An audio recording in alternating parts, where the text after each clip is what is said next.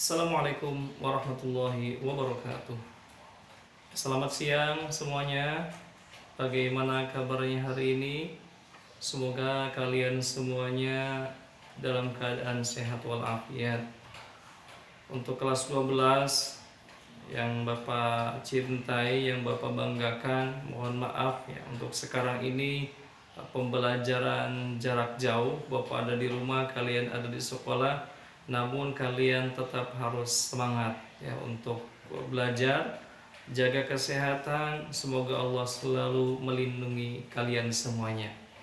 Oke, sebelum pembelajaran dimulai, kita baca basmalah. Bismillahirrahmanirrahim.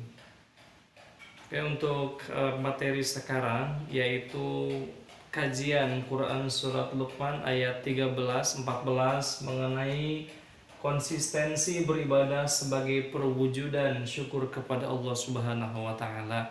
Mungkin yang tahfidz sudah hafal ya, yang tahfidzul Quran sudah hafal Quran Surat Luqman ayat 13-14. Kalau tidak, nanti Bapak akan bacakan. A'udzu billahi minasyaitonir rajim. Bismillahirrahmanirrahim. Wa in qala Luqmanu libnihi wa huwa ya'idhuhu ya bunayya la tusyrik billah inna syirka la dhulmun 'adzim. ووصينا الإنسان بوالديه حملته أمه وهنا على وهن وفصاله في عامين أن اشكر لي ولوالديك إلي المصير. Oke, itu ayat 13 sampai 14 dari Quran Surat Al-Luqman. Ini mengenai tentang sebuah nasihat yang disampaikan oleh Luqman Hakim kepada anaknya. Ya bunayya, hai anakku, la tusyrik billah, kamu jangan menyekutukan Allah, tidak boleh menyekutukan Allah. Inna syirka la dzulmun adzim, sesungguhnya perbuatan syirik itu la dzulmun adzim, kezaliman yang sangat besar. Nah, kemudian ada beberapa kandungan dari Quran Surat Luqman ayat 13-14. Ini ada beberapa kandungan. Yang pertama, ini mengajarkan tentang tauhid yang harus murni, mengesahkan Allah Subhanahu wa taala. Tidak boleh satu orang pun ataupun manusia membuat tandingan untuk Allah Subhanahu wa taala, perbuatan syirik. Contohnya banyak sekali. Misalnya begini ya, ketika ada seseorang menganggap bahwa ini pohon besar sekali, sudah tua, mungkin ini memiliki kekuatan gaib. Nah, ini termasuk perbuatan syirik dan orangnya disebut musyrik. Nah, kalau perbuatannya disebut syirik, kalau orangnya disebut musyrik ya. Termasuk apa itu perbuatan syirik? Bahkan dalam Al-Qur'an Allah Subhanahu wa taala berfirman, A'udzu billahi minasyaitonir rajim. Bismillahirrahmanirrahim. Innallaha la yaghfiru ay yushraka bihi wa yaghfiru ma duna dzalik. Sesungguhnya Allah tidak akan mengampuni dosa syirik. Ya. Jadi kalau ada orang yang melakukan dosa syirik, maka Allah tidak akan mengampuninya. Kenapa? Karena menduakan Allah Subhanahu wa taala. Ada kekuatan selain Allah Subhanahu wa taala. Ya, makanya ini hati-hati. Oleh karena itu jangan sampai kita menganggap benda-benda lain memiliki kekuatan. Wah, ini memiliki kekuatan. Jangan sampai seperti itu. Nah, kalau kalian melakukan seperti itu, maka kalian sudah melakukan perbuatan syirik dan harus segera bertobat kepada Allah Subhanahu wa taala. Ya, seperti siapa itu? Firaun.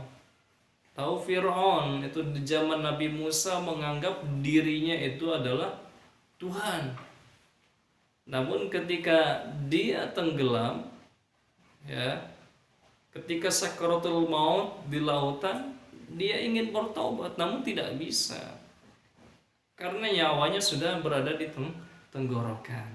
Nah, oleh karena itu kalian jangan sampai melakukan satu kali pun melakukan perbuatan syirik. Nah, ini dalam Quran surat Luqman kandungan yang pertama itu tentang ketauhidan, yang benar-benar harus kita memiliki tauhid yang murni, tidak boleh tercampur dengan yang lainnya. Jangan sampai menganggap ada kekuatan selain Allah Subhanahu wa taala. Jangan sampai menganggap ada Tuhan selain Allah Subhanahu wa taala. Ya. Yang kedua, Allah Subhanahu wa taala mengingatkan beratnya penderitaan yang dialami oleh seorang ibu, ya. Tentang penderitaan seorang ibu. Nah, ini kan dalam Al-Qur'an yang tadi Bapak bacakan, wa wassaynal insan biwalidayhi hamalathu ummuhu wahnan ala wahnin wa fisaluhu fi 'amain. Bagaimana ketika seorang ibu mengandung sampai kelelahan. Ya. Sampai kelelahan itu 9 bulan. Coba bayangkan itu. Misalnya kalian saja bayangkan, walaupun sebagai kalian bukan seorang perempuan, ataupun mencoba ketika misalnya kalian ada batu nih 3 kilo, kalian bawain di perut, ya kira-kira bagaimana perasaannya? Berat sekali. Apalagi sampai 9 bulan.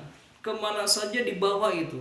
Kalian ketika dikandung, ke kamar mandi dibawa, ke pasar dibawa, mau tidur dibawa.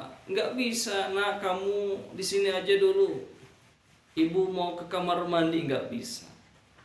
Nah, oleh karena itu kalian harus benar-benar, ya, di sekolah ataupun di pondok pesantren harus taat kepada kedua orang tua. Jangan sampai menyakiti orang tua. Ya.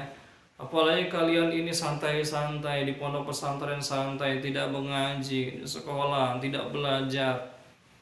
Ya, kalian coba kalau misalnya kalian ingat sama orang tua, insya Allah kalian akan termotivasi untuk belajar dengan rajin, ya, mengaji dengan rajin. Tidak ada kata lelah, tidak ada kata malas, ya. Harus kalian lakukan itu. Karena apa? Kalian di pondok pesantren itu ibu kalian juga itu sampai sekarang pun masih susah payah, ya. Ayah, ibu itu juga sekarang masih susah payah. Apa susah payahnya? Mencari rezeki buat kalian semuanya, bayar SPP untuk makan, kemudian untuk jajannya, itu dipenuhi oleh orang tua sampai sekarang pun.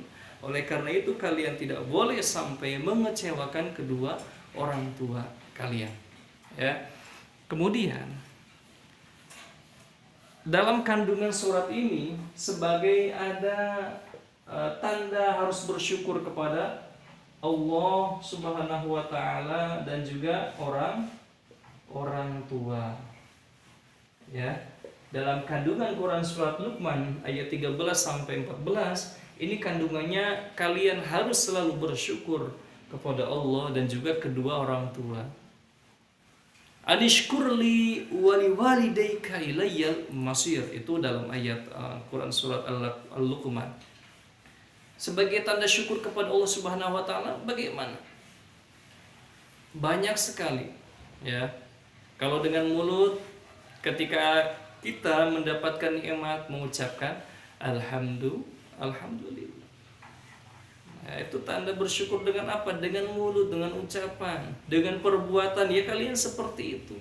Belajar dengan sungguh-sungguh, mengaji, membaca Al-Qur'an, ya, kemudian menghafal, itu sebagai tanda bersyukur juga. Kenapa? Karena anggota tubuh kalian dipakai untuk hal-hal yang positif, bukan hal-hal yang negatif. Andaikan kalau misalnya kalian dipakai untuk hal-hal yang negatif, berarti kalian tidak bersyukur kepada Allah Subhanahu wa taala dengan anggota tubuh yang Allah berikan dengan sempurna.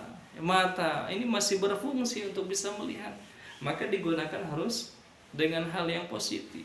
Tangan ini bisa bergerak, ya, bukan dipakai untuk hal-hal yang negatif seperti mencuri, jangan.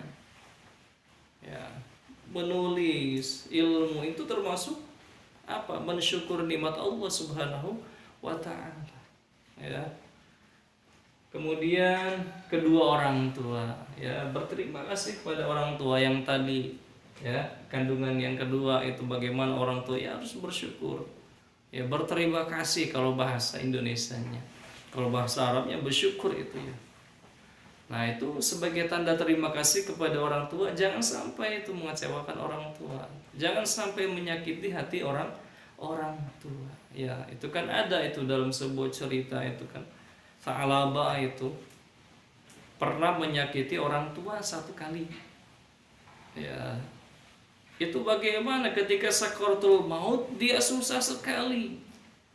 Ini kata Rasulullah, ini kenapa bisa terjadi seperti ini? Apakah punya kesalahan? Ya, datangi orang tuanya, memerintah kepada sahabat. Apakah pernah memiliki kesalahan Sa'labah? Ya, oleh sahabat itu bertanya kepada ibunya, iya. Itu karena Sa'labah sekarang kesusahan untuk meninggalnya ketika sakaratul maut. Ketika Allah Subhanahu wa taala memberikan ujian cobaan ketika sakaratul maut, wah, itu sangat berat sekali. Nah, ketika ibunya datang, ya, saya ampuni, kemudian dia meninggal dunia. Oke, makanya jangan sampai kalian, ya, termasuk Bapak juga, mudah-mudahan tidak sampai menyakiti hati kedua orang tua, ya. Kemudian terakhir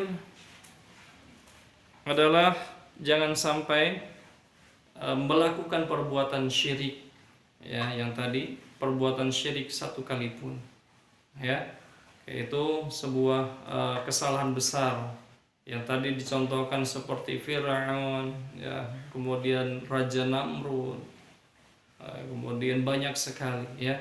Ini jangan sampai. Bahkan sekarang pun masih ada orang yang menganggap pohon itu sebagai keramat, ataupun bahkan misalnya kalian ketika berziarah ke Sunan Gunung Jati, kalian akan melihat orang-orang yang tidak sesuai syariat Islam untuk melakukan ziarah kubur, ya.